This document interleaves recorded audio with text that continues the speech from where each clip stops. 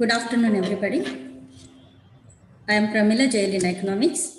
So today's class regarding the factors hindering the economic development first. So we are already known about what is growth and what is development.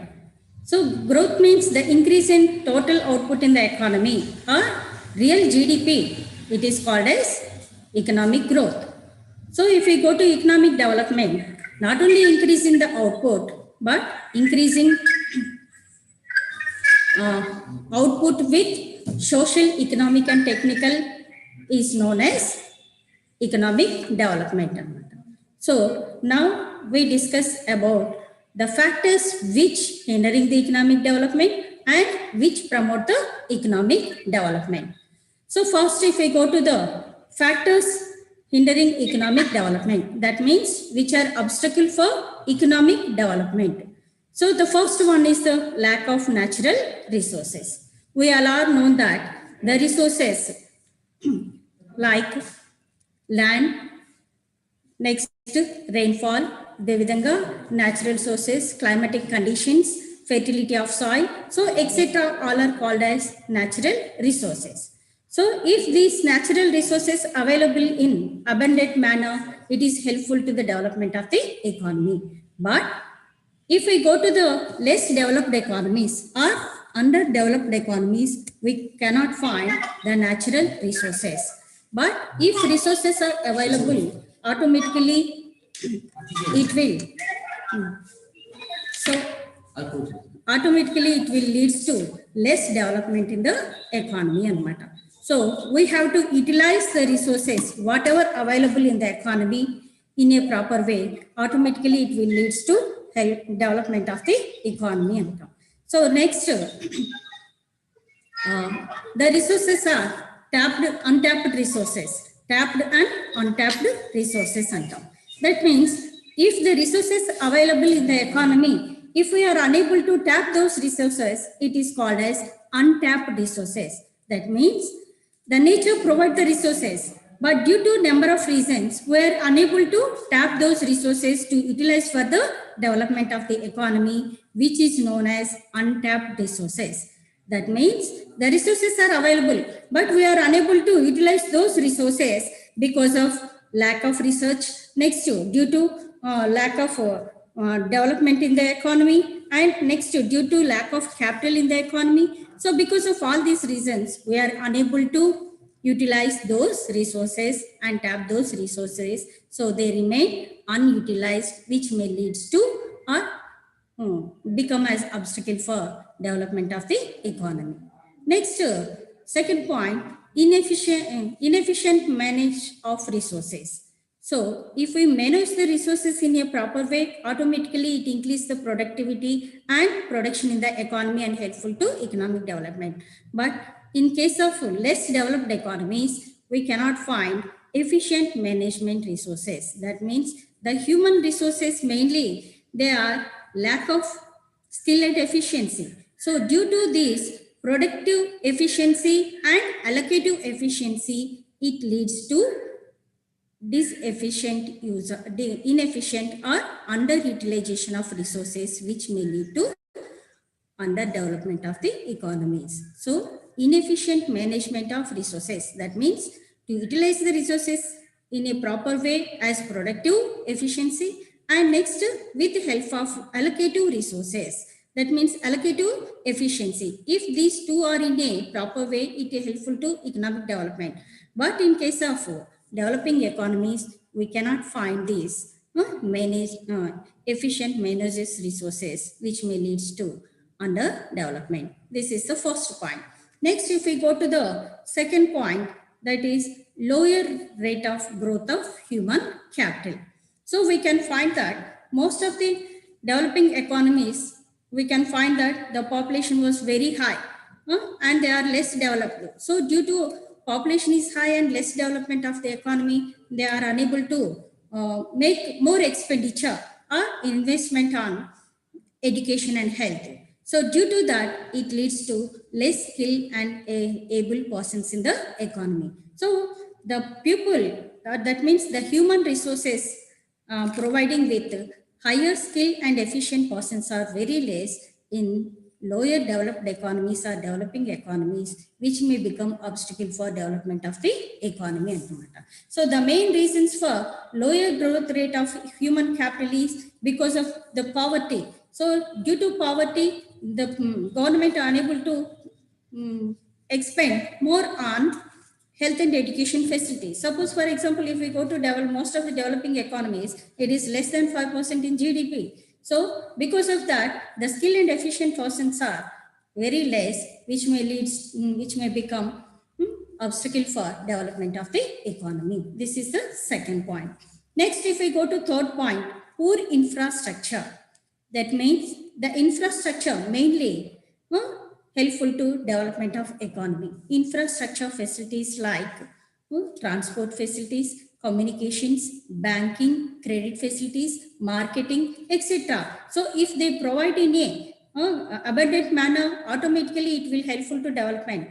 But in case of developing economies, we cannot find well-developed infrastructural facilities, which may become obstacle for the development.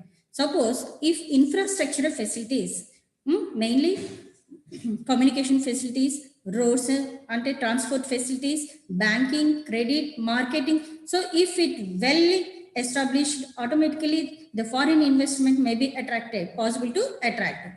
But the poor infrastructure facilities in developing economies may lead to remain backward, which may become obstacle for development of the economy and term. So next to fourth point, if the factors that hindering the economic development, the fourth point is the vicious circles of poverty. We can know that poverty is the cause and effect and term.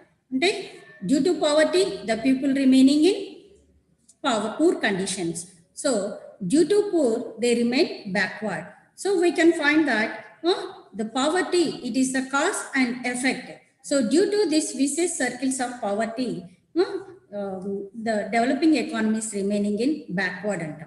So that means it become one of the important obstacle for development of the economy. So vicious circles of poverty. So it may arise both sides. That means from the demand side and from supply side also.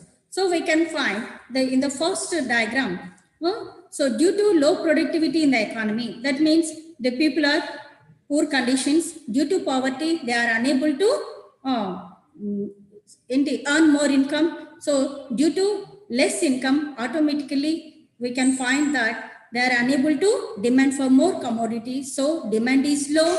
So due to less demand, the entrepreneurs are not ready to invest. So that may lead to low investment in the economy. So due to low investment, it leads to capital deficiency.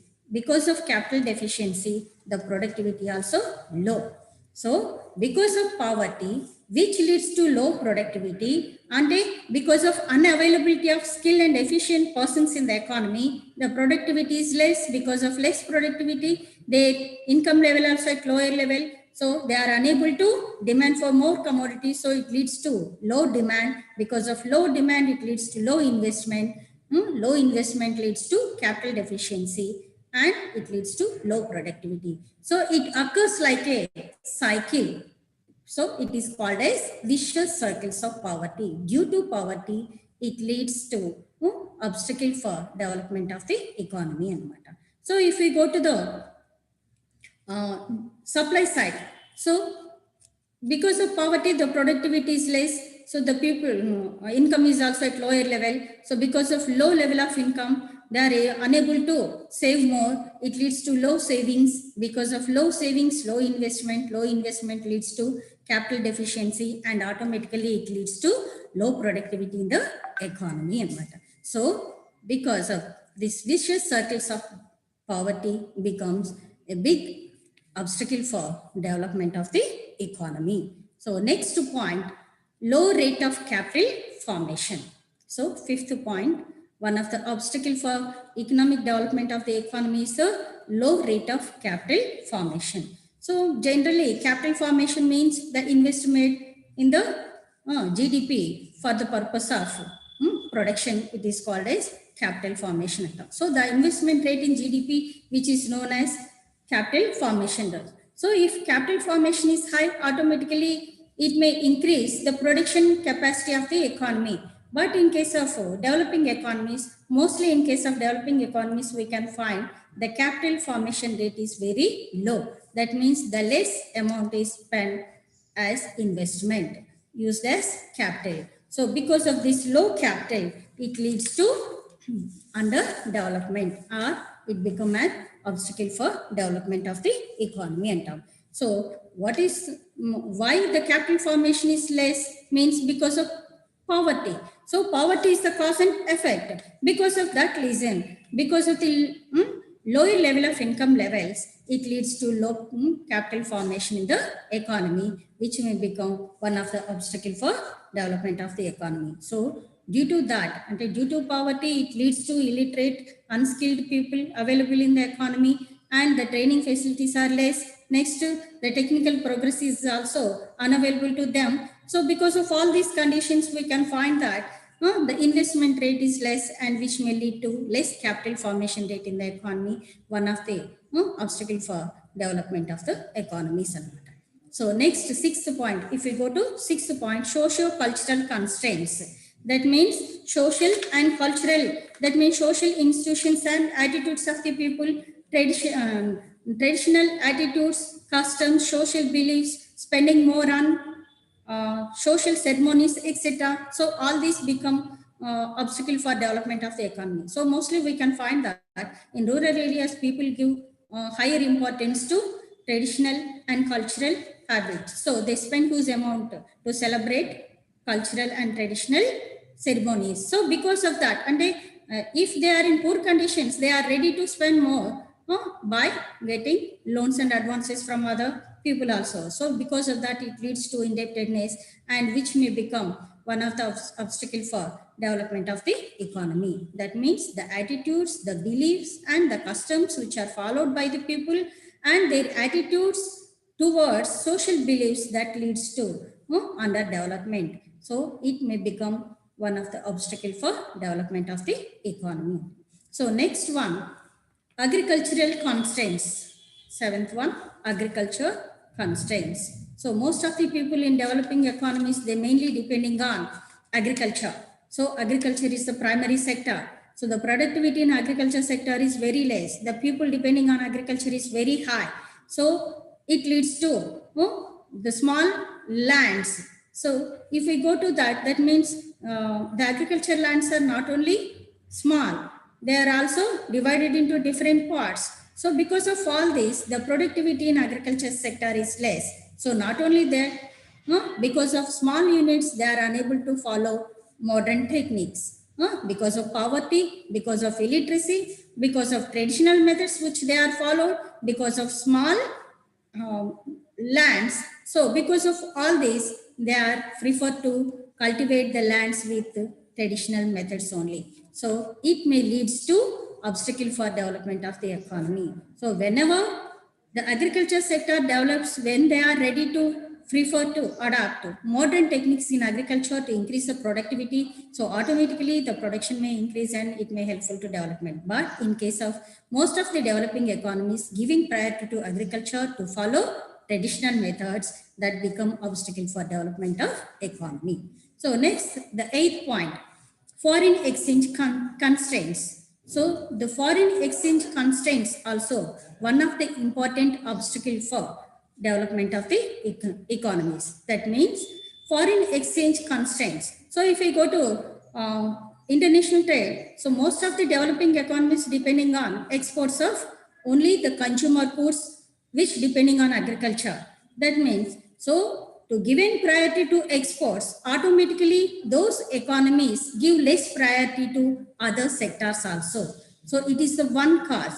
So giving higher priority to exports of consumer goods and neglecting the other sectors development, which may lead to obstacle for development of the economy. Sometimes automatically their own industries and other sectors also neglected by the countries, which may become an obstacle for development, overall development of the economy also. So the foreign exchange is one of the obstacle for development of economy. So mainly if we go to the factors that hindering economic development are, we can find the lack of natural resources, untapped resources and inefficient management of resources. Next, lower rate of growth of human capital and poor infrastructure facilities, vicious circles of poverty, low rate of capital formation, and social cultural constraints, agricultural constraints, and foreign exchange constraints. So these are the important obstacles for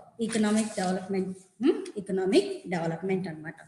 So next we go to another topic, that is economic factors that promote economic development. So the factors that promote economic development, factors that promote economic factors, that means with the help of factors, it can possible to achieve economic development in the economy. That means to increase the productivity, we can find that there are number of contribute to increase in output. So whatever the factors that contribute to or that promotes the economic development in the economy are divided into two factors, that is economic factors and non-economic factors. So the factors that promoting economic development are divided into two categories, economic factors and second one, non-economic factors. So the first one, economic factors. Let us first discuss about the economic factors that contribute to economic development. So the first one is the capital formation and ICOR. So we are all known that when there is a investment is higher, automatically it leads to capital formation rate in the economy. When capital formation rate is higher, it may possible to introduce new methods and techniques, and it may possible to adapt skilled and efficient persons. So automatically it will promote the productive capacity of the economy. But so the capital formation rate is higher. That means the rate of investment increases in the economy. It will helpful to utilize whatever resources available in the economy. So the capital formation, that means the investment rate in the economy, which may promote the economic development. And ICOR, that means incremental capital output ratio. That means to produce additional output, whatever required, the capital is called as, additional capital is called as ICOR. ICOR is higher, automatically it increases productive capacity. That means the investment or the capital that need to produce more of the commodities or more of the production in the economy, which is called as ICOR, incremental capital output ratio. So this incremental capital output ratio also determines the economic growth in the economy. That means if with the help of additional capital, it possible to produce more of the output, it can possible to achieve economic development. So the first one which helpful to economic development in economic factors are capital formation and ICOR.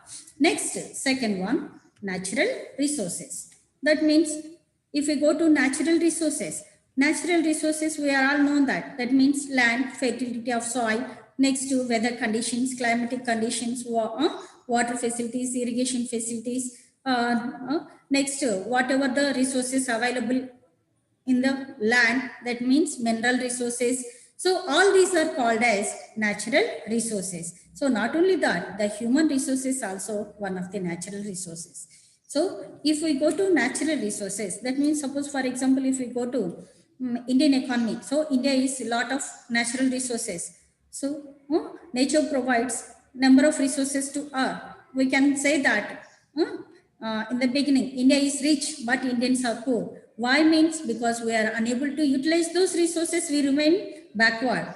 So if we utilize the resources in a proper way, in a prompt way, and without the waste, so we can produce the goods in an efficient manner. That means whatever the resources available in the economy, they are utilized in a proper manner. So underutilization or unutilization, it may leads to underdevelopment. So whatever the resources available, it may utilized with the proper skill and efficient persons. It may helpful to economic development. So the natural resources that are provided by the nature, if utilized in a proper way, it may helpful to development of the economy. Suppose, for example, if we go to like Japan, etc., but the natural resources availability are very less, but they treated as developed economies. Why they treated as developed economies means because the productive capacity is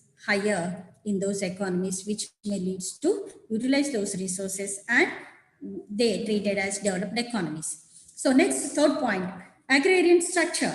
So agrarian structure also one of the important factor that promote economic development in the economy.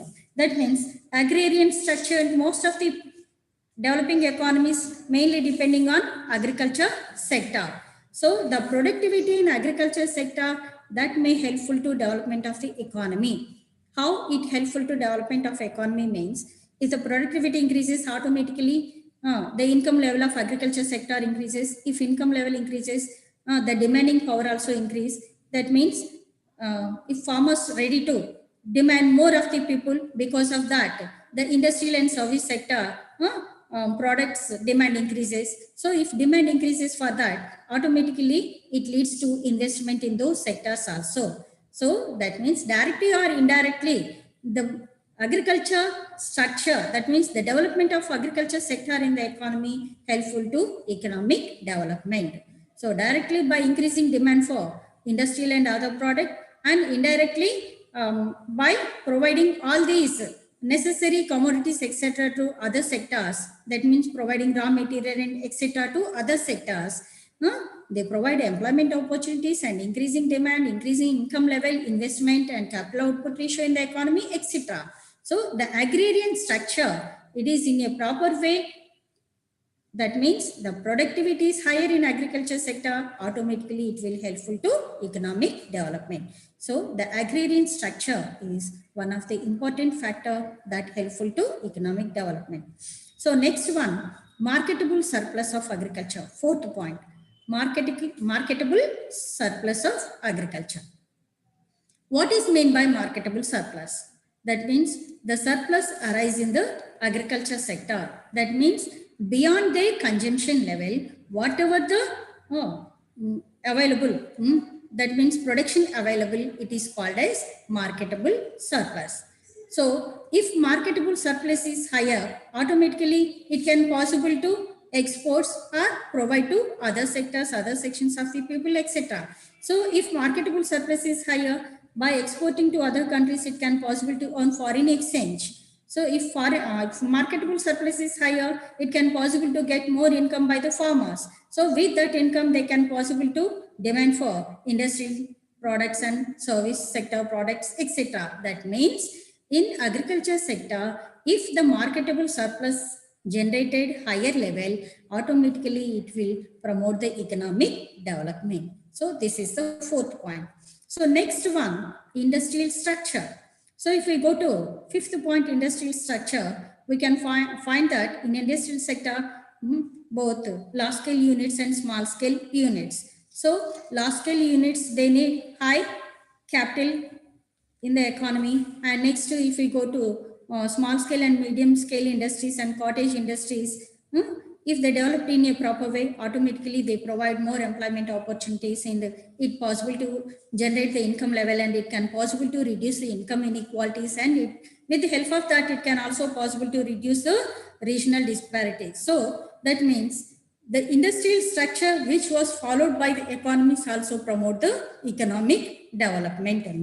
So industrial sector that will helpful to development of the economy. That means whenever in case of industrial structure, that means modernization takes place, innovations takes place, and new technology adapted by them, automatically the productivity and productive capacity of the industrial sector increases, which promote the economic development of economy also. So next point, if we go to structure changes, that means structural changes means transformation from traditional sector to modern sector, ante transforming of traditional to modern changes, which is known as structural changes. That means if we go to small scale industries or cottage industries, large scale industries, so if they follow modern methods instead of old one. Next, in agriculture, if they followed modern methods instead of traditional way, that means cultivating the land with the help of new methods, that means by using HYV seeds, with the help of tractors, drillers, crushers, etc. With that, it can possible to increase the productivity. So the structural change is also helpful too. Not only the institutional, that means if we go to that radical transformation of existing institutional social attitudes to modern and motivation ways, it will helpful to development of the economy. That means not only the changes in technology, but the attitudes of the people also change. That means they have to cultivate the modern attitudes like in the mobility of labor force. So wherever the work provided, they are ready to move there. That means mobility of labor force, skill in improving the skill and efficiency of the persons, leaving the old and traditional methods, and they are ready to awake the changes, automatically awake the society with the help of changes, automatically the development can take place. So the attitudes of the people must change, then it can possible to develop the economy. So the structural changes, transforming from olden methods to traditional methods to modern methods in all the sectors and attitudes of the people, it may helpful to development of the economy. So next one, organization. Organization means, suppose for example, if we take who will play very important role in production process, means we can say that the entrepreneur. So entrepreneur, he is a important person who participate in the economic development of the economy. So if the organizer or entrepreneur is in a highly technical manner, next if he is innovative and he is ready to take the risk and bear the losses, etc., automatically it will lead to development of the economy. So the organization skills has to develop in entrepreneurs as well as in people, then it can possible to achieve economic development. So the organization, that means the entrepreneurs, that will helpful to the development of the economy by improving their skills and efficiency, by making innovations, by bearing the risk, etc., and ready to cultivate new methods and techniques in the production, then only it was possible to achieve economic development. So the best organization skills and efficiency and active role of entrepreneurs will play very important role in achieving economic development. So next one, technical progress. The 8th point is the technical progress. So technical progress play very important role. That means technical changes related to the production sector, productive methods, with the help of research and development activities, it will encourage the people to adopt modern methods, and automatically the productivity of the economy also increases. So the technological progress by adopting new methods and research methods, cultivating new methods in the agriculture sector as well as industrial sector and service sector, it will helpful to development of the economy. So the technical progress, it is an important factor that promotes the economic development in the economy. So next, 9th point, division of labor. That means we can say that division of labor means adopting specialization in the production process that will be helpful to economic development of the economy. That means whenever we divide the production of any commodity into different parts, and if we adopted skill and efficient person at each stage, automatically it will helpful to large scale production in the economy. So due to large scale, it leads to economies of scale. So it can possible to acquire internal economies as well as next external economies also. That means the division of labor that introduced in the production process, which may helpful to increase the productive capacity of the economy. That means it may increase the skill and efficiency of the people. And next, it also helpful to introduce new methods and techniques in the production process, and it can possible to improve the entrepreneur skills, and it can also possible by adopting efficient managers at marketing levels. It increases the sales in the market, and it can also possible to attract the new markets, invent new markets, and helpful to economic development of the economy. So the division of labor that introduced in production, it will helpful to achieve economic development. So next point, if we go to that, foreign trade. So foreign trade also one of the important factor that helpful to economic development. That means if the economies are introduced in international trade, automatically by exporting the commodities which are surplus in their economies to other, and next, if they are importing whatever they need, like suppose for example, if we go to developing economies, they export the consumer goods and importing capital, machinery, tools and equipment and technology from other countries, and direct investment from other countries, it can possible to develop their economies. So the foreign trade also one of the important factor that contributes the economic development of the economy. And next one, economic system. So economic system also one of the important factor that helpful to development of the economy and term. Suppose for example, if we go to the economic systems which are followed by the economies are mainly, we can find two types, that is capitalism and socialism. So if capitalism play very important role, in the capitalism, government plays less important role, and the market conditions that play very important role in the capitalism, capitalist type of economies. Next, if we go to, that means according to the demand and according to the demand of the people, automatically the market mechanism may be followed. So they try to make innovations. So the economists try to make innovations, and with the help of price mechanism, they try to control the economy.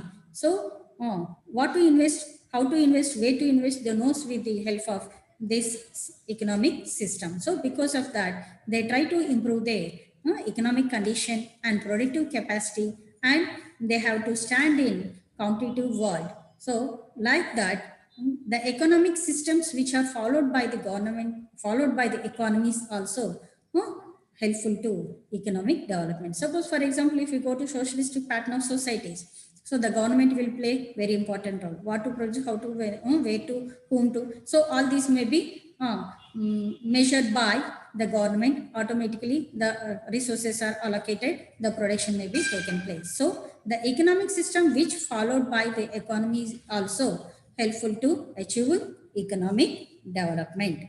So these are the economic factors that contribute to the economic development. So the mainly economic factors that helpful to economic development are the first one, capital formation and ICOR, natural resources. Next, agrarian structure, marketable surplus and industrial structure. Sixth one, structural changes, organization, technological progress, division of labor, foreign trade, economic system. So those are the economic factors that helpful to economic development of the economy. So next one, non-economic factors in economic development. So the first one is the human resources. So the human resources play very important role in economic development of the economy. That means if the people are efficient and skilled persons, automatically they will helpful to economic development. If the attitudes of the people is in favor of growth, automatically it can possible to achieve economic development in the economy. So when we decrease the human resources, that means when we decrease the human resources who are skilled and inefficient persons, etc. So it possible to achieve economic development. That means by providing more resources on health, education, sanitation facilities, the skill and efficiency of the people increases, health conditions increases, the attitudes of the people change, they are ready to move any place. That means labor mobility of labor increases, they are ready to introduce innovations and make new researches, etc. in the economies. Because of that, it may possible to achieve higher growth in the economy. So the human resources, the skilled and efficient persons, that will helpful to economic development. That means So the development of the economy depends not only on the number of persons, but depending on skilled and efficient persons. So if skilled and efficient persons are available in the economy, mainly in case of entrepreneurs, automatically it leads to economic development. So next, in non-economic factors, the second one is the political and administrative factors. Political and administrative factors. That means so in the economies, if there is political stability, and administrative factors, that means the administrative policies and decision makings are in a proper way, then it leads to economic development. That means if there is a political stability, what is meant by political stability? There are no unrest in the economy regarding the political conditions. So if there is unrest in the economy, automatically it leads to number of obstacles. That means it may leads to decreasing the productivity by lockouts, etc. Next, we can find unrest in every sectors. So because of unrest, automatically it leads to decreasing the productivity in the economy, and it also leads to disturb the development process. So the political stability and the policies taken by the governments regarding the monetary policies or fiscal policies or regarding the international conditions or to adapt LPG model or whatever the decisions they follow, it has to improvement the conditions of the economy in a better manner. So where there is political stability and political will to develop the economy and the policies which are adopted by the government in a proper manner, automatically it will helpful to economic development. So the political administration factors that will helpful to economic development. Suppose for example, if we go to regarding some policies, that means the contracts. So we can find that due to political pressure, if it given to inefficient persons, it may lead to failures. So not like that. If it is a given, and if the policies are adopting in a proper way, automatically it will helpful to economic development. So the political stability and political parties which are ruling the economy in a proper way, in a correct manner, in non-corrupted manner, then only it was possible to achieve economic development. So the last factor, social factors. Social factors means attitudes of the people. That means social beliefs and customs, the traditions which are followed by them. So all these have become obstacle. So when the people followed in a modern thinking, that means they're thinking towards the development, then automatically it will helpful to the economic development. That means the adoption of new methods in making innovations. So all this helpful. But if people follow the social customs and beliefs, that means giving more priority to social ceremonies beyond their level, making more expenditure on social ceremonies, etc. So next, giving priority to joint families. In joint families, we can find that in most of the cases, that means laziness may be increased. So time pass, laziness, all these may increases. So we give priority to change the attitudes of the people towards growth, then only it can possible to achieve economic development. So these are the non-economic factors that promote the economic development, like human resources, political will and administrative factors, and social factors that will contribute to economic development. Thank you, sir.